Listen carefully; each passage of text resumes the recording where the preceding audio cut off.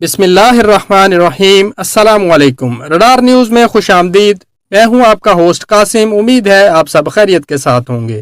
کچھ دن قبل آئی بی نامی نجی پاکستانی گروپ جس کو انڈین ہیکرز کے ڈیتھ اسکواڈ نے ہیک کیا اور سوشل میڈیا پر اس کا خوب واویلا کیا، تو اس کے جواب میں 48 گھنٹے کے اندر اندر پاکستان کے گمنام ہیکرز اور شہزادوں نے ہندوستان کی کمیونسٹ پارٹی کی آفیشیل ویب سائٹ کو ہیک کر کے انڈین ہیکرز کو منہ توڑ جواب دیا اور ویب سائٹ پر پاکستان زندہ باد اور قائد اعظم محمد علی جناح رحمۃ اللہ علیہ کا فرمان لکھ دیا۔ There is no power on earth that can undo Pakistan because Pakistan is always زندہ باد انشاءاللہ۔